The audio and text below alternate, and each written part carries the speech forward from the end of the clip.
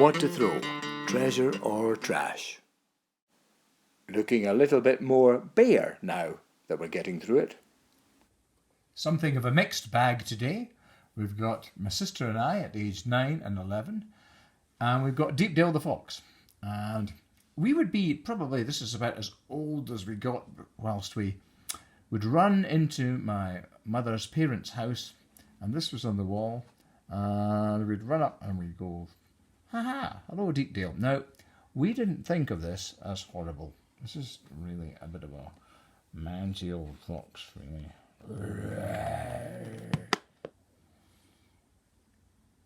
Yes, you might think that I approve of fox hunting or something. I don't. We didn't think of that in those days. I just thought of it as some sort of like basil brush, I suppose, as somebody's already commented.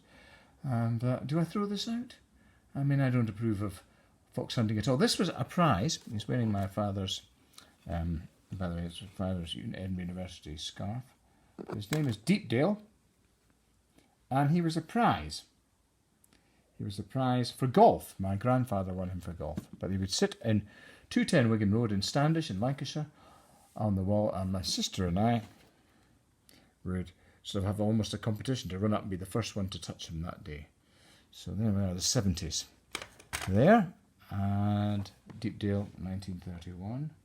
And I really don't know whether I'm going to keep him or not. Mouth, it was this. A conker. Some of us have been talking on Quirky Hoarders about keeping old conkers. It's one of my father's conkers from the 1930s. Speaking of the 1930s, I found this. This is my grandfather's, my other grandfather. It's his sort of writing case. And it's got all the stuff in it. It's got all his old papers, not all of them, but many of them, the envelopes, and they might even work. And here we are. This is business cards.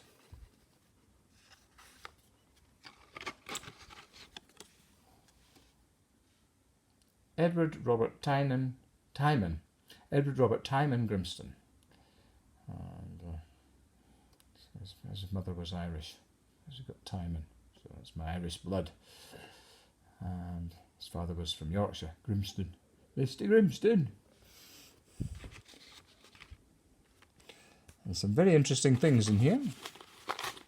Well, interesting in a way. Here we have, he was a teacher. This has been sent to his work. Edward Robert Timon Grimston, James Clark Intermediate School, St Leonard's Lane, Edinburgh. Not far from where I am here at Melville. I'm moving from here while the Cupboard of Wonders has to go. Melville Terrace is not far from St Leonard's. He was a keen fisherman, and he looked after the fishing rights. And there's all sorts of interesting things. Glad House, if you wanted to get a fishing permit for Glad House, this was information that he would send out. He's had this typed up and sent to him. So Glad House, 2 boats open to the public. Permission must be got in the first place from Messrs J and F Anderson, 48 Castle Street, Edinburgh. Glencourse, 2 boats available for the day. Torduff. And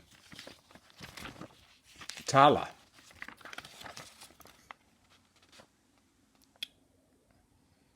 So that's one thing in there. Ready to send out. A supply of these. Kept in an envelope.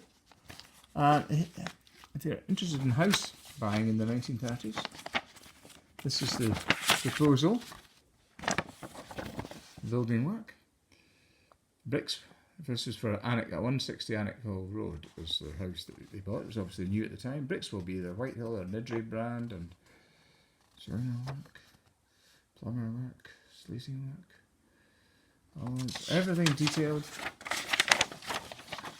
Sounds very modern, sort of, and old-fashioned at the same time. So there we are. Some more bits and bobs from the Cupboard of Wonders.